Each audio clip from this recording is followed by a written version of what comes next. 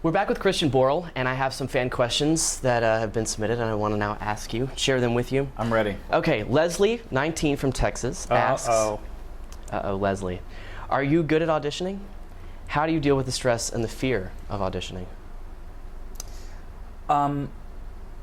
I have gotten better at auditioning. It's an incredibly frightening thing to do, and it took me years to feel comfortable. I think the key is what I have figured out, and I think this is pretty universal. There are no hard and fast rules, but being completely and utterly prepared, meaning absolutely memorized, knowing it backwards and forwards, helps you relax. I wouldn't recommend trying out new material in an audition. Have you had some experience where you've tried out new material? Yeah, you know, when they ask, you say that very as if you know. The hard thing is, like when they ask for a particular genre of song that you don't have in your book. Like if they ask you for a Billy Joel song and you don't have it, learning a Billy Joel song in a week, maybe you're a quick learner, but I think it's always better to ignore what they're asking for and do something that you know, because you just want to do everything that you can possibly do to feel relaxed and confident. And the other thing that I discovered, I was only able to sit behind the table once and basically watch people coming in to audition. And what struck me is that everyone behind the table really, really wants you to be great. There's no skepticism or negative energy. They just want you to be the one who comes through the door and gets it. Because it ultimately makes their job easier. That's right. So people would walk through the door, and there is an element to it where they kind of know immediately whether or not someone is right or wrong for a particular role, and you can always surprise them. But the pressure's usually off from that first second that you walk in the door. And if you're right for it, then all you have to do is be good. Yeah, that's a great way of looking at it. Cameron, 24. Cameron, age 24. I thought, what an interesting last name. Is she Swiss? Or he? Cameron. Or it's just a screen name. Cameron, 24. I have no idea who you are. Cameron, 24. Asks, what was the hardest part about approaching your dramatic role in Angels in America?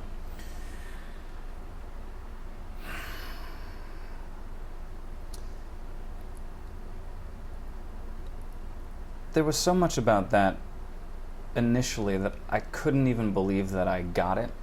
So it was, the first hurdle was allowing myself to believe that I was worthy to do that material, because you know, there's a reason that it's on a pedestal. It's just some of the best writing for the theater that's ever Without been. a doubt.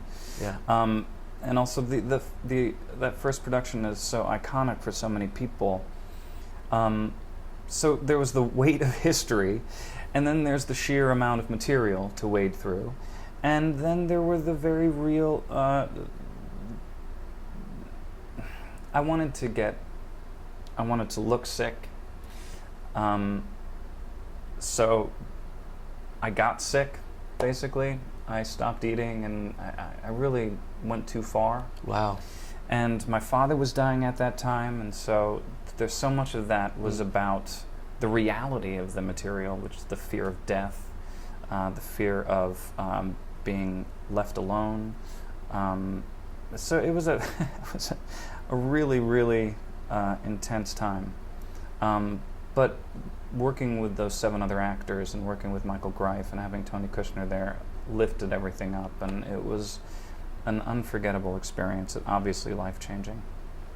Amanda, age 25 from Colorado, asks, when are you coming back to Broadway?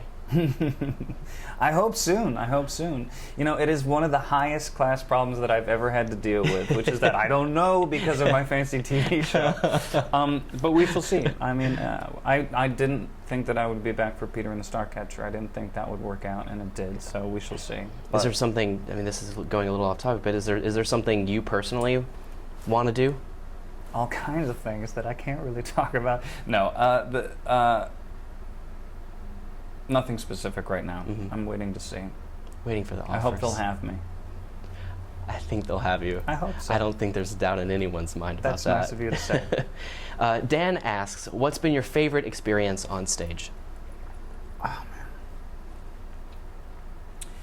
It's like children. I know that's cliche, but I've been lucky enough to do a lot of lovely things that... It's so funny. I was talking to my mother the other day. I have a very small family, and she was kind of lamenting it a little bit, and I said, well, you know, if you're worried about me, what's so amazing about the theater is that it becomes your family. Yeah. And over the course of the last couple of decades, every little show that I've done, or every big show that I've done, you carry people with you. And so in some weird way, saying what's been the most magical theatrical experience is kind of crapping on the ones that, you know, were special for their own reasons. I have loved in different ways everything that I've gotten to do on stage. Obviously, most recently, there was something enormously gratifying about spending 3 years working on a project like Peter and the Starcatcher From start with to those finish. amazing people, Yeah. and to have it received the way it was received. It was incredibly empowering and very, very fun. And so, we'll just say the most recent one. Ryan from Florida asks, who are you close to in real life from your Smash cast? Boringly, we all get along very well. No behind-the-scenes drama on the set of Smash. There is none. I love Deborah. I respect Deborah. We have an incredible working relationship and a good friendship. And happily, one of the people that I laugh with the most is Jack Davenport. Who Really? plays Derek. Uh-huh. It's fun to play nemesis and then have them call cut, and we just kind of laugh with each other. He's a gentleman. And finally, Christy, 18 from Michigan, asks, what's it like to originate new material on Broadway?